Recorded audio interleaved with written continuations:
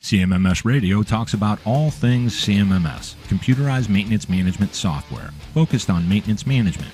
It's the people, the process, and the culture that make your CMMS journey a success.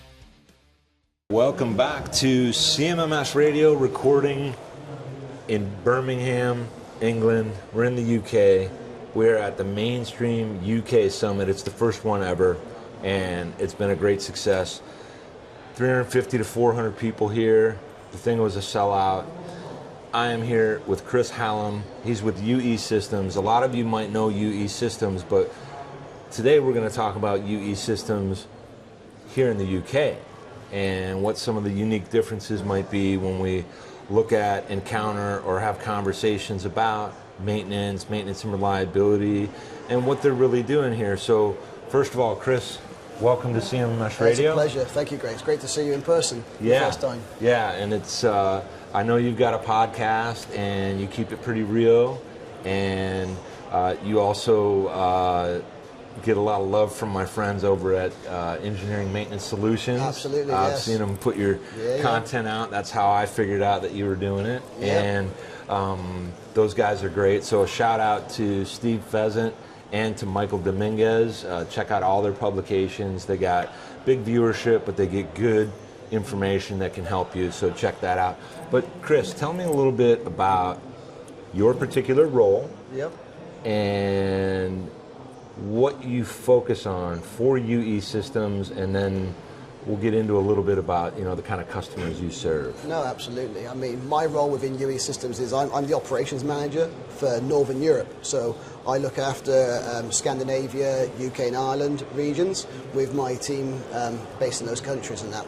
So, I mean, I've been with UE Systems now nearly 10 years. 10 years in a few months' time. I first started as a trainer working at UE. My background was electrical engineering, but also education, so I was teaching. So it was great to come into UE, go into industry and teach people about ultrasound. It's great. So over the years I kind of started in the UK originally on my own, so dealing with sales, dealing with training, dealing with support, which was quite a lot to deal with at the same time. But over those years, just looking at people that use the technology already, but help them, educate them, get the best out of a piece of kit that they thought they purchased it for doing one application, and all of a sudden you educate them on what else they can do with it, and they're like, wow, okay, great. So they become more effective. And over the years, you know, we've just done more and more of that, and built the team and grown the team with that reputation of, hey, if I've got a piece of UE kit, guess what, they're going to help us. So people then reach out to us all the time. And like at Mainstream today, a lot of the people that have already come today, they're already users. They're coming in and saying, oh, by the way, we've got a new team. We need to get some more training in. We know that the training is good from UE. And things like that. So, yeah, I mean, we've been looking around at industries all over the place. Building partnerships is kind of not like a transactional thing. It's more about you sit down, you listen to the pain points, you find out where they're struggling and go, okay, we've got a way forward for that. Let's find a solution and build it from there. So this is kind of a random question, but I ask it on occasion.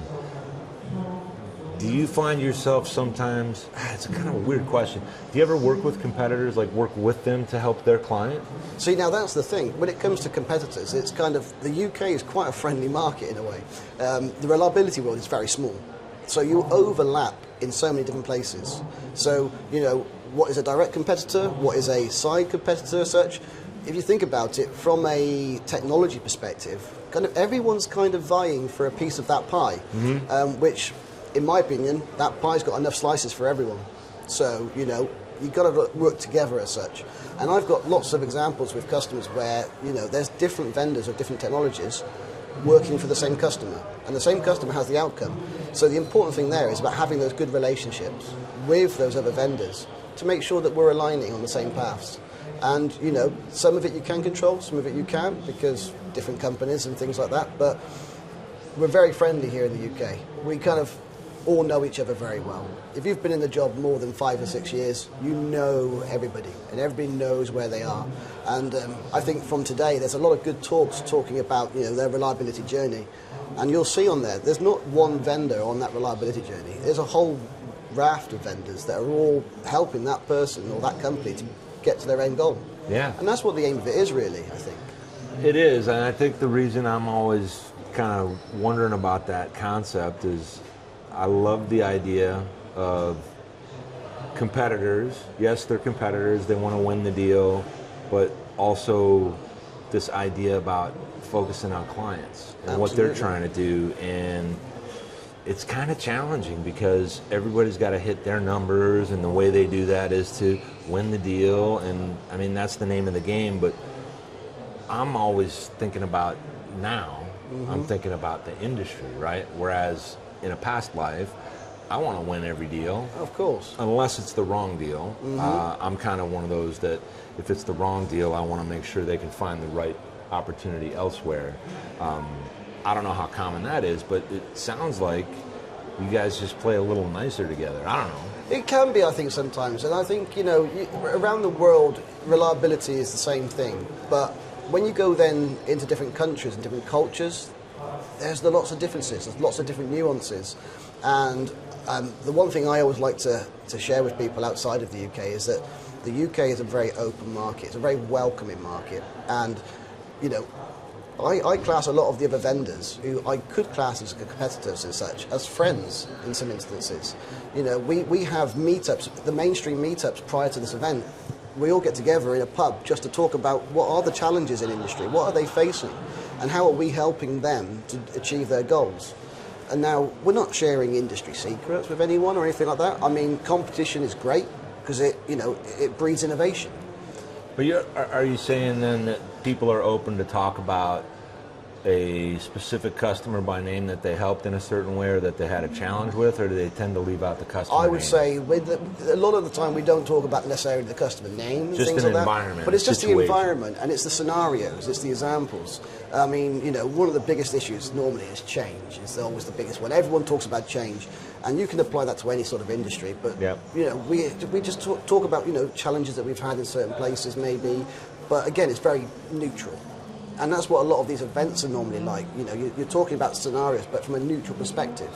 I mean, like I say, there's enough work for everyone. Yeah. Otherwise, they wouldn't all be here as well. I tend to agree, and there's also a strong case to be made.